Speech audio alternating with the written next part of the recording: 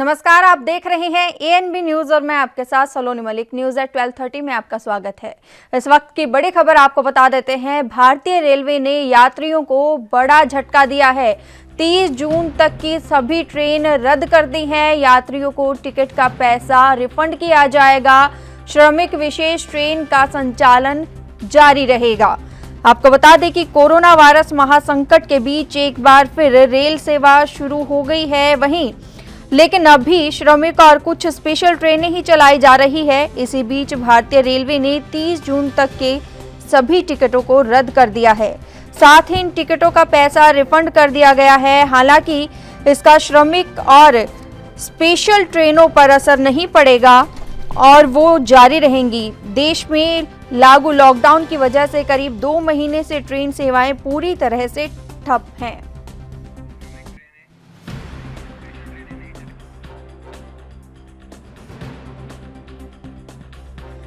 आपको बता दें कि ऐसे में जिन लोगों ने पहले ही टिकट बुक करवाया था उनके टिकटों को रद्द कर दिया गया है। भारतीय रेलवे ने 30 जून तक की बुकिंग रद्द कर सभी टिकटों का रिफंड ग्राहकों को दे दिया है। 12 मई से भारतीय रेलवे ने 15 स्पेशल ट्रेन चलाने का फैसला किया है।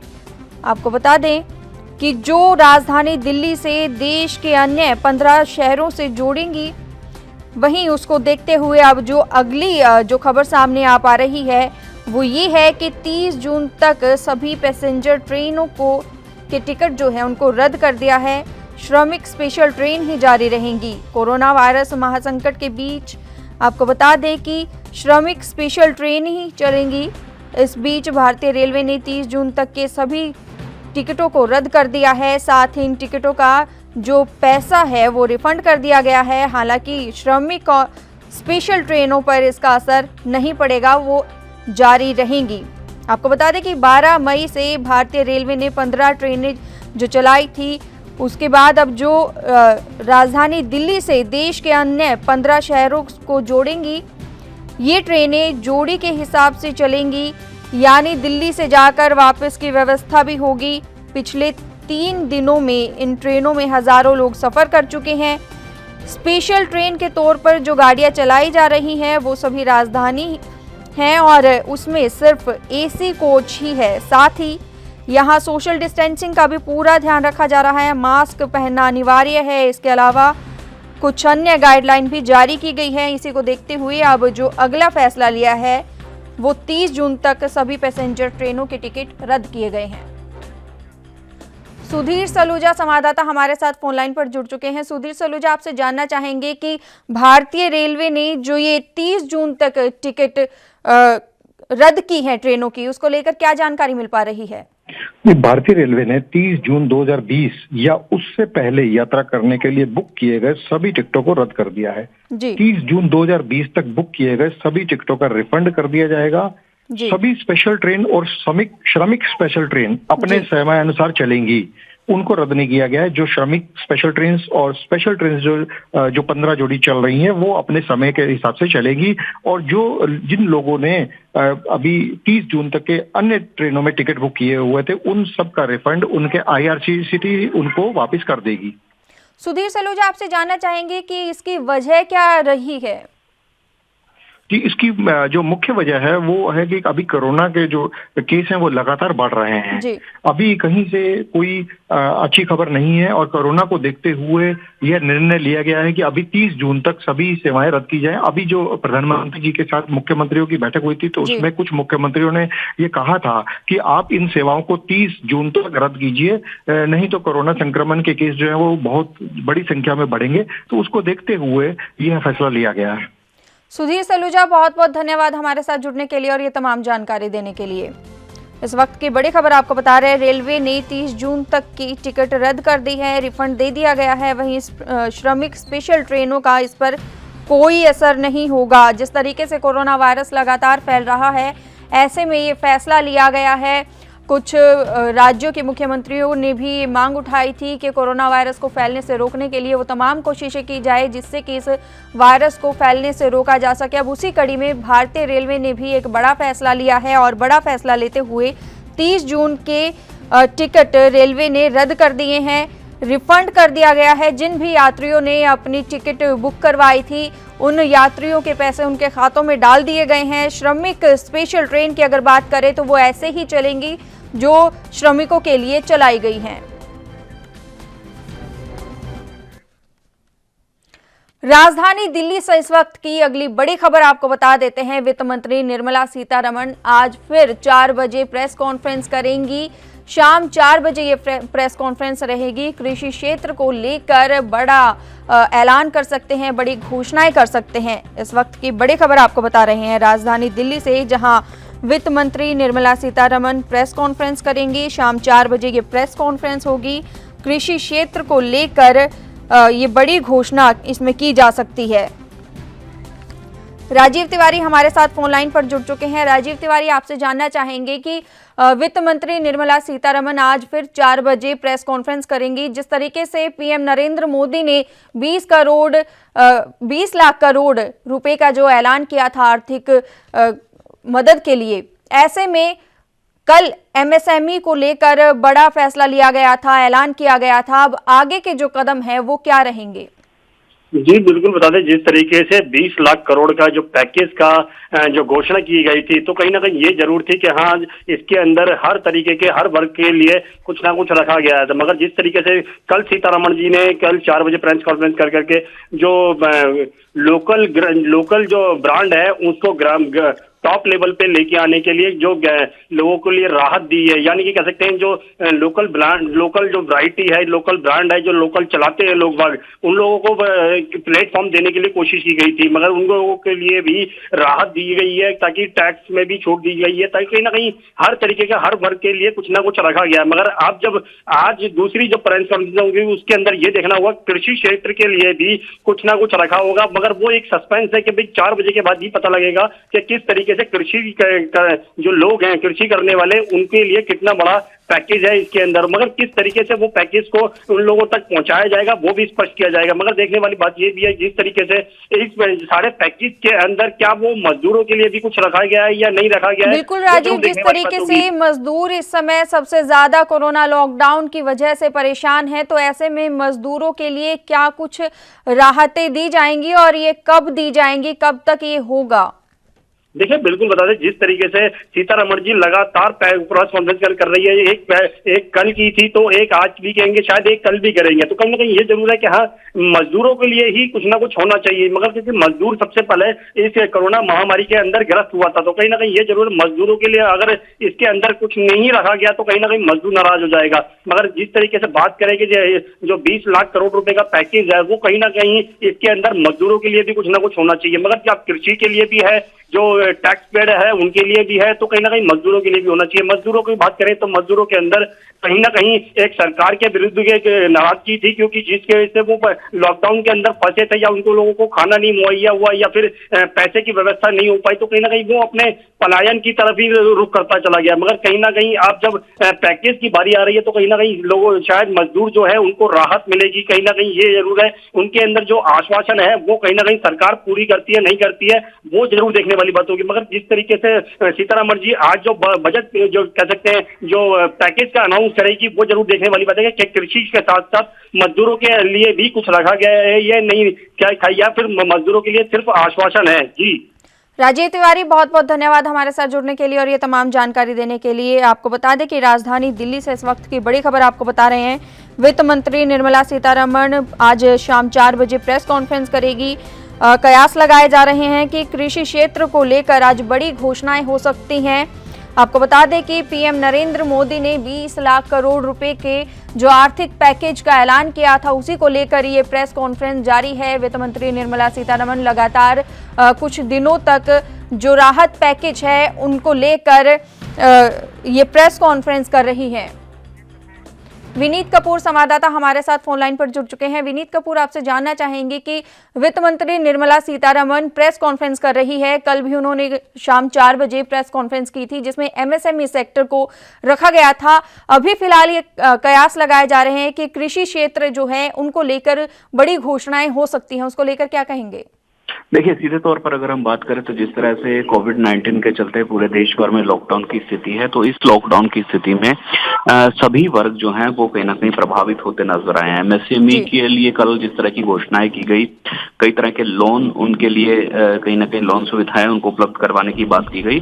उसी तरह से अगर कृषि सेक्टर की बात करें तो किसानों को भी उम्मीद है कि केंद्र की मोदी सरकार उनको राहत देने का भी काम करेगी, क्योंकि पिछले काफी समय से जिस तरह से किसानों की फसलें भले ही मंडियों में जा रही हो, लेकिन जो मौसम की मार उन फसलों पर पड़ी है उसका बुरा प्रभाव जो है वो किसानों पर पड़ता हुआ नजर आया और इस बार फसलों का जो झाड़ है वो भी काफी कम होता हुआ नजर आया। इसी वजह से किसान भी उम्मीद लगाए बैठे हैं कि उनको भी चाहे खाद हो, बीज हो, उनमें सब्सिडी मिले, उनके भी लोन के जो ब्याज हैं उसमें कुछ छूट देने का सरकार केंद्र की करे।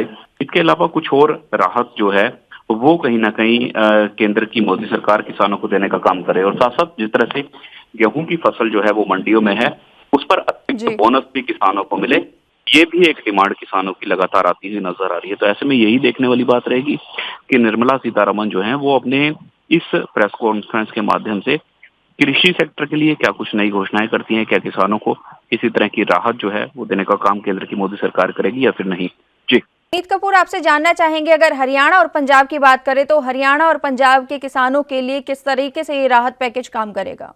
देखिए, सीधे तौर पर हरियाणा और पंजाब के किसानों की बात करें तो लगातार अगर हम पंजाब की बात करें तो पंजाब को देश का अन्नदाता कहा जाता है और यहाँ पर अमूमन अधिकतर लोगों का जो कह सकते हैं पेशा है वो कृषि ही है। तो ऐसे में इनको जरूर राहत की जरूरत है, क्योंकि पंजाब में किसानों की जो फाइनेंशियल कंडीशन है वो काफी पहले ही काफी खराब चलती हुई नजर आ रही है। तो ऐसे में उनके ऊपर जो कह सकते हैं कि जो उन्होंने लोन लिए हुए हैं उसका ऋण भी बहुत अधिक है, तो वो राहत महसूस करते हैं कि अगर उनके जो ऋण है उसके अंदर ब्याज में कटौती की जा सके या फिर कुछ और सहायताएं जो हैं वो उनको दी जाए। इसी तरह अगर हरियाणा की बात करें तो पानी की सबसे ज्यादा किल्लत हरियाणा के किसान महसूस करते हैं। तो ऐसे में उनके लिए किस ढंग से राहत लेकर आती है निर्मला सीतारमण, ये तो उनकी प्रेस कॉन्फ्रेंस के माध्यम से ही पता लग पाएगा, लेकिन हाँ, उम्मीद जरूर है कई राज्यों के किसानों को कि इस बार केंद्र की मोदी सरकार ग्राउंड लेवल पर किसानों के लिए कुछ बड़ा काम जरूर करती नजर आए। जी विनीत कपूर, बहुत बहुत धन्यवाद हमारे साथ जुड़ने के लिए और ये तमाम जानकारी देने के लिए। इस वक्त की बड़ी खबर आपको बता रहे हैं, वित्त मंत्री निर्मला सीतारमण आज शाम 4 बजे फिर से प्रेस कॉन्फ्रेंस करने जा रही है। पीएम नरेंद्र मोदी ने जो 20 लाख करोड़ रुपए के राहत पैकेज का ऐलान किया था उसको लेकर ये प्रेस कॉन्फ्रेंस जारी है। अगले कुछ दिनों तक ये प्रेस कॉन्फ्रेंस जारी रहेगी। हर रोज वित्त मंत्री निर्मला सीतारमण प्रेस कॉन्फ्रेंस करेंगी और इसमें अलग अलग जिस तरीके से इस वक्त कोरोना वायरस की वजह से और लॉकडाउन की वजह से पूरा देश जूझ रहा है, आर्थिक मंदी का दौर चल रहा है, उसी को देखते हुए कुछ फैक्ट्रियां हैं या कुछ कामगार लोग हैं। कृषि की बात करें तो कृषि क्षेत्र में भी और अन्य जो मुद्दे हैं उनको लेकर ये राहत पैकेज का ऐलान किया गया है और उसमें कुछ राहत दिखती हुई नजर आ रही है। आपको बता दें कि कल ही जो प्रेस कॉन्फ्रेंस हुई थी, वित्त मंत्री निर्मला सीतारमण ने जो प्रेस कॉन्फ्रेंस की थी उसमें एमएसएमई सेक्टर के लिए बड़ी राहत पैकेज की घोषणा की गई थी। आपको बता दें कि उसमें जो एमएसएमई और कुटीर गृह उद्यम को 3 लाख करोड़ रुपए का बिना जमानत का लोन शामिल है। एमएसएमई और कुटीर गृह उद्यमों में 20 करोड़ रुपए का सब ऑर्डिनेट डेट यानी कर्ज शामिल है।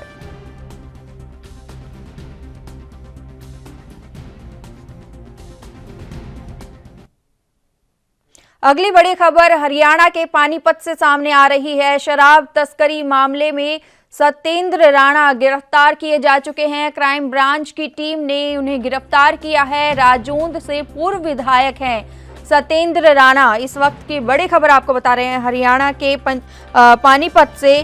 पानीपत में क्राइम ब्रांच की टीम को बड़ी कामयाबी हाथ लगी है। आपको बता दें कि क्राइम ब्रांच ने करोड़ों रुपए के शराब तस्करी के मामले में कार्रवाई की है, जिसके चलते शराब तस्करी के आरोप में राजौंद के पूर्व विधायक सत्येंद्र राणा को गिरफ्तार किया गया है। करोड़ों रुपए की शराब तस्करी के आरोप में पुलिस पहले ही 6 लोगों को गिरफ्तार कर चुकी है। वहीं अगर संभालका के गोडाउन की बात करें तो 2016 से अब तक 3 बार वहां चोरी हो चुकी है, जिसके चलते पहले पकड़े गए आरोपियों ने 4500 शराब की पेटियां चोरी करने की वारदात को कबूला था। वहीं मामले की जांच करते हुए पानीपत क्राइम ब्रांच में राजौंद के पूर्व विधायक सतेंद्र राणा को गिरफ्तार किया है। इस वक्त की बड़ी खबर आपको बता रहे हैं। हरियाणा के पानीपत में क्राइम ब्रांच की टीम को बड़ी कामयाबी हाथ लगी है। आपको बता दें कि क्राइम ब्रांच ने करोड़ों रुपए की शराब तस्करी के मामले में कार्रवाई की है और इस कार्रवाई के दौरान शराब तस्करी के आरोप में राजौंद के पूर्व विधायक सतेंद्र राणा को गिरफ्तार किया गया है। करोड़ों रुपए की शराब तस्करी के आरोप में पुलिस पहले ही 6 लोगों को गिरफ्तार कर चुकी है। इस वक्त की बड़ी खबर आपको बता रहे हैं हरियाणा के पानीपत से, जहां क्राइम ब्रांच की टीम को बड़ी कामयाबी हाथ लगी है। आपको बता दें कि क्राइम ब्रांच ने करोड़ों रुपए की शराब तस्करी के मामले में कार्रवाई की है। शराब तस्करी के आरोप में राजौंद के पूर्व विधायक सतेंद्र राणा को गिरफ्तार किया है। वहीं इससे पहले भी करोड़ों रुपए की शराब तस्करी के आरोप में पुलिस ने 6 लोगों को गिरफ्तार किया है। इससे पहले भी आपको बता दें कि इससे पहले भी संभालका में गोडाउन से 2016 से अब तक 3 बार चोरी हो चुकी है, जिसके चलते पहले पकड़े गए आरोपियों ने 4500 शराब की पेटी चोरी करने की वारदात को कबूला था। वहीं मामले की जांच करते हुए पानीपत क्राइम में राजौंद के पूर्व विधायक सतेंद्र राणा को गिरफ्तार किया है। इस वक्त की बड़ी खबर आपको बता रहे हैं हरियाणा के पानीपत से, जहां क्राइम ब्रांच की टीम को बड़ी कामयाबी हाथ लगी है। सुमित संवाददाता हमारे साथ फोन लाइन पर जुड़ चुके हैं। सुमित, आपसे जानना चाहेंगे कि क्राइम ब्रांच की टीम को बड़ी कामयाबी हाथ लगी है और राजौंद के पूर्व विधायक सतेंद्र राणा को गिरफ्तार किया गया है, उसको लेकर क्या जानकारी मिल पा रही है? जी बिल्कुल, पुलिस द्वारा सतेंद्र राणा को गिरफ्तार किया है। इससे पहले भी 6 लोगों को गिरफ्तार किया जा चुका था। उनसे जांच के दौरान सामने आया था कि सतेंद्र राणा जो पूर्व विधायक है रादौर से, वो भी इसमें जो है पार्टनरशिप थे। उनकी पार्टनरशिप के चलते ही पुलिस द्वारा उनको गिरफ्तार किया गया है और पुलिस द्वारा उनको कोर्ट में पेश कर रिमांड पर लिया जाएगा और पूरे मामले की छानबीन की जाएगी। कौन कौन इसमें और अन्य व्यक्ति शामिल है और ये शराब जो है कहाँ ले जाके द्वारा बेची गई है और किस किस समय पे इन द्वारा निकाली गई है, क्योंकि इसमें एक सिपाही का भी नाम आया था। सिपाही को भी पुलिस गिरफ्तार कर जो है जेल में भेज चुकी है। जी, इससे पहले भी संभालका के गोडाउन से 2016 में से अब तक 3 बार चोरी हो चुकी है और उसमें भी आरोपियों को गिरफ्तार किया गया था।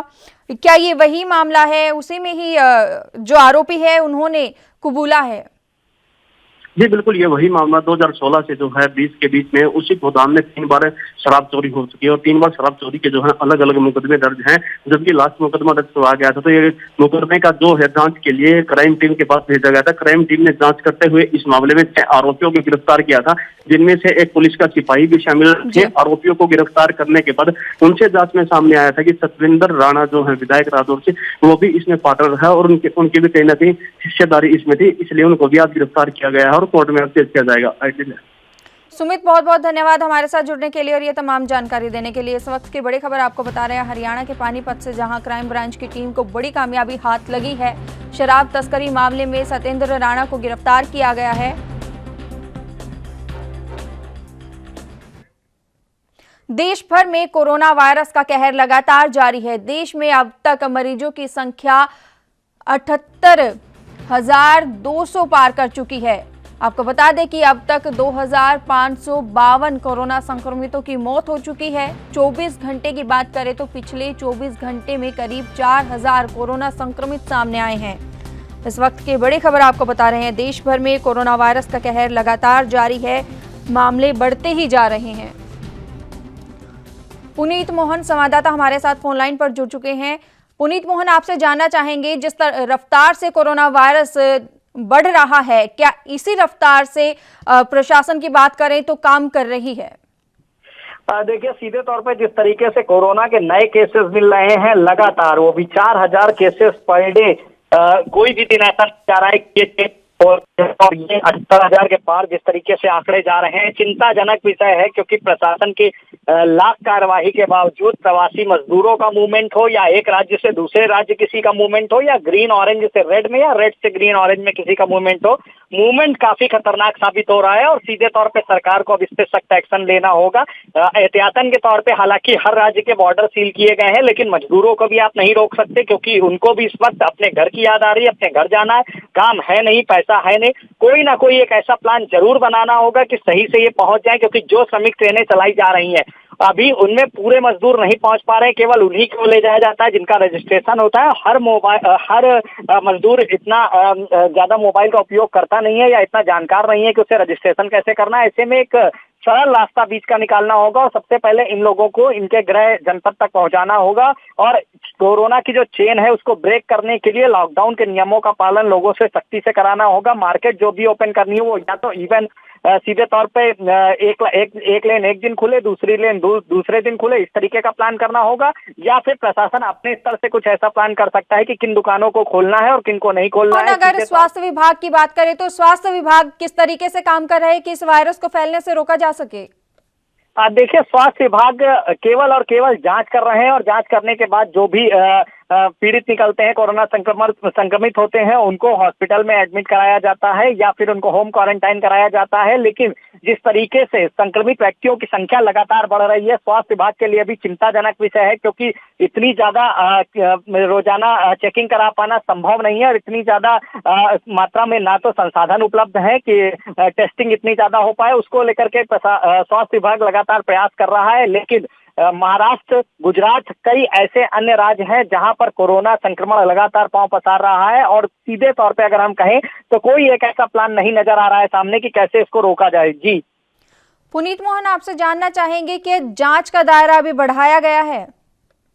देखिए, जांच का दायरा हर राज्य में बढ़ाया गया है और लगभग लाखों में रोज जांच हो रही है। अगर हम देश की बात करें, जिस तरीके से स्वास्थ्य मंत्रालय की रोज शाम को प्रेस कॉन्फ्रेंस होती है और वो सीधे तौर पर बताते हैं कि कितनी जांचें हो रही हैं, लेकिन जो भी जांचें, चाहे वो पीपीई के चाहे वो पूल टेस्टिंग के माध्यम से हो रही हो या अन्य किसी प्रकार से हो रही हो, जांचें पर्याप्त नहीं हो पा रही हैं। इसीलिए आंकड़े बढ़ रहे हैं। जांचों का दायरा और तेजी से बढ़ाना होगा और जो भी हॉट स्पॉट क्षेत्र है या जहां पर नया कोरोना संक्रमित व्यक्ति मिलता है उस पूरे इलाके को सीधे तौर पे जो सील किया जाता है उसके बाद एक एक घर की जांच करी जाती है। इस जांच के भी दायरे को तेजी से बढ़ाना होगा, क्योंकि उदाहरण के तौर पे अगर हम लखनऊ का कैसरबाग एरिया ले ले तो कल ही वहां पर 14 लोग निकले हैं। शुरुआत हुई थी 3 व्यक्ति से और अब यहाँ पर 26 लोग हो चुके हैं। डेली यहाँ पर कहीं ना कहीं एक ना एक पेशेंट जरूर मिल रहा है। ऐसे में संक्रमित एरिया के आसपास 1 से 2 किलोमीटर के रेंज में हर घर को, हर दुकान के हर व्यक्ति को जांच करानी चाहिए, तभी जाकर के इस पर कहीं लगाम लगाई जा सकेगी। जी पुनीत मोहन, बहुत बहुत धन्यवाद हमारे साथ जुड़ने के लिए और ये तमाम जानकारी देने के लिए। शुभम पांडे मुंबई से संवाददाता हमारे साथ फोन लाइन पर जुड़ चुके हैं। शुभम पांडे, आपसे जानना चाहेंगे, अगर महाराष्ट्र की बात करें तो सबसे ज्यादा मामले महाराष्ट्र से सामने आ रहे हैं, उसको लेकर क्या कड़े कदम उठाए जा रहे हैं प्रशासन की ओर से?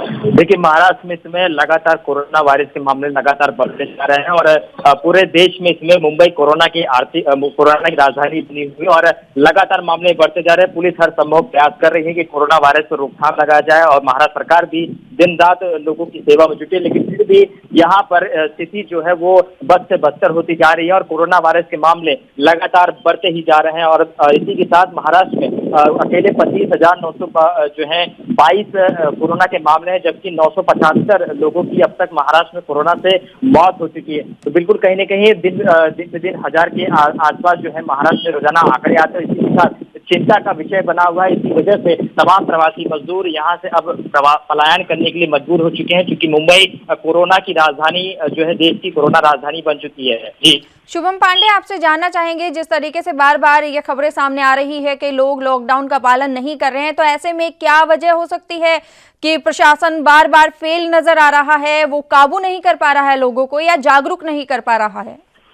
देखिए, लोग यहाँ पर जिस तरीके से घरों से बाहर निकलते हैं सुबह और शाम और कहीं न कहीं लॉकडाउन की धज्जियां उड़ाती हैं और महाराष्ट्र के कई जिलों में शराब की दुकान खुलने से लॉकडाउन कहीं न कहीं फेल होते हुए नजर आ रहा है। इस वजह से कोरोना वायरस का जो प्रकोप है लगातार महाराष्ट्र और मुंबई में बढ़ते जा रहा है। इस वजह से राज्य सरकार यहाँ पर जो है हर संभव प्रयत्न कर रही है, लेकिन हाथ जो है कोरोना पर रोकथाम नहीं लगा पा रही है। इस वजह से प्रवासी मजदूर हम देख रहे हैं, लोग एक साथ कई ट्रकों में और बसों के जरिए और टेम्पो के जरिए गांव अपने जा रहे हैं। इस वजह से वहां पर ऐसे में अब ये सवाल लाजमी नहीं होता है कि वहां पर कैसे सोशल डिस्टेंसिंग का पालन किया जाए। लोग जाने को मजबूर हैं। इस वजह से बार बार कोरोना वायरस के जो प्रकोप है वो लगातार यहाँ बढ़ते जा रहे हैं और संख्या में बढ़ोतरी होते जा रही है। शुभम पांडे, बहुत बहुत धन्यवाद हमारे साथ जुड़ने के लिए और ये तमाम जानकारी देने के लिए।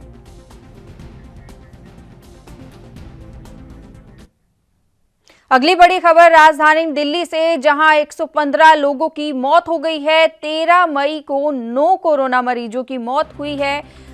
गाजीपुर मंडी के सेक्रेटरी और डिप्टी सेक्रेटरी कोरोना संक्रमित पाए गए। आपको बता दें कि 2 दिन के लिए गाजीपुर मंडी को बंद किया गया है।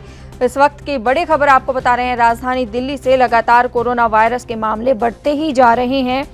आपको बता दें कि दिल्ली में कोरोना से मौत के 9 नए मामले सामने आए हैं। दिल्ली में मरने वालों की संख्या अब 115 हो गई है। 9 नए मामले सामने आए हैं दिल्ली से। वहीं गाजीपुर मंडी के सेक्रेटरी और डिप्टी सेक्रेटरी कोरोना संक्रमित पाए गए हैं। 2 दिन के लिए गाजीपुर मंडी को बंद किया गया है। आपको बता दें कि लगातार जिस तरीके से दिल्ली में कोरोना वायरस का कहर थमने का नाम नहीं ले रहा है, आए दिन नए नए मामले सामने आ रहे हैं। वहीं ताज़ा मामला दिल्ली की आपको बता दें कि गाजीपुर मंडी के सेक्रेटरी और डिप्टी सेक्रेटरी कोरोना पॉजिटिव पाए गए हैं। 2 दिन के लिए गाजीपुर मंडी को बंद किया गया है। लगातार ये जो आंकड़ा है कोरोना वायरस का, वो थमने का नाम नहीं ले रहा है। राजीव तिवारी संवाददाता हमारे साथ फोन लाइन पर जुड़ चुके हैं। राजीव तिवारी, आपसे जानना चाहेंगे, जिस तरीके से, जिस रफ्तार से कोरोना वायरस वहां फैल रहा है, ऐसे में प्रशासन किस तरीके से काम कर रहा है?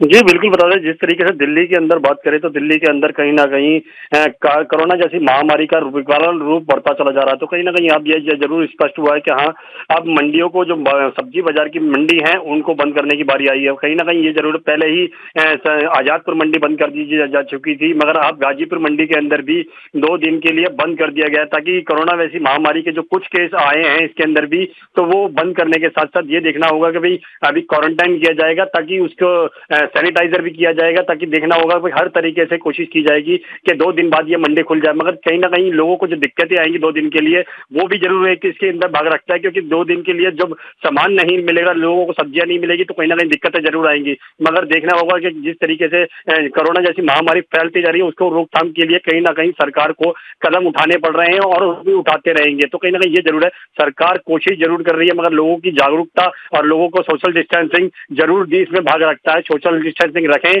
ताकि कोरोना जैसी महामारी से बच सके। जी राजीव तिवारी, आपसे जानना चाहेंगे कि जो 2 सेक्रेटरी कोरोना पॉजिटिव पाए गए हैं, उनके संपर्क में आए हुए अन्य लोगों की क्या जांच की जा रही है, उनको तलाशा जा रहा है? जी बिल्कुल बताइए, जिस तरीके से जो 2 केस आए हैं, उनके संपर्क में जितने भी लोग आए हैं उनको क्वारंटाइन के लिए रखा जाएगा, ताकि जो उनको स्पष्ट किया जाएगा कि उनके अंदर कोई कोरोना जैसी महामारी के ये लक्षण तो नहीं है। मगर जिस तरीके से बात करें कि 2 दिन के लिए अभी मार्केट को बंद कर दिया गया है, तो कहीं ना कहीं लोगों को दिक्कतें जरूर है। मगर हाँ, 2 दिन के बाद सरकार को अगला कदम उठाना पड़ेगा, शायद इसको मार्केट को दोबारा जैसे खोला जा सकता है। मगर अभी जब केस आ चुके हैं, यानी कि कोरोना पॉजिटिव के केस आ चुके हैं, तो कहीं ना कहीं 2 दिन के लिए बंद करना ही सरकार की तरफ से ये कदम था। जी राजीव तिवारी, आपसे जानना चाहेंगे, जिस तरीके से अलग अलग राज्यों की भी बात करें, सिर्फ दिल्ली के नहीं, अलग अलग राज्य भी हैं, और ऐसे में दिल्ली में भी कई सब्जी वाले जो हैं वो कोरोना पॉजिटिव पाए गए हैं, और मंडी में भी कोरोना पॉजिटिव के मरीज पाए गए हैं। तो ऐसे में क्या जो सब्जी वाले हैं उनकी भी जांच की जा रही है?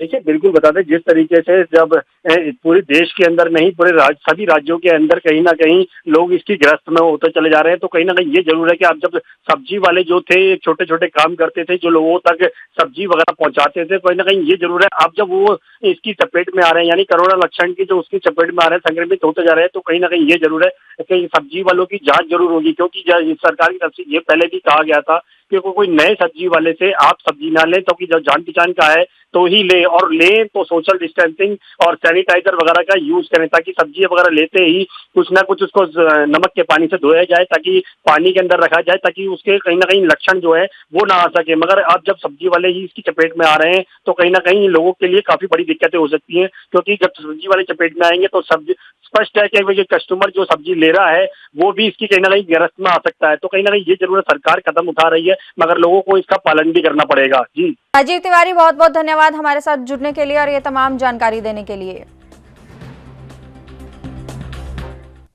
न्यूज़ एट 12:30 में इतना ही। देश और दुनिया की तमाम खबरों के लिए बने रहिए एएनबी न्यूज़ के साथ। नमस्कार।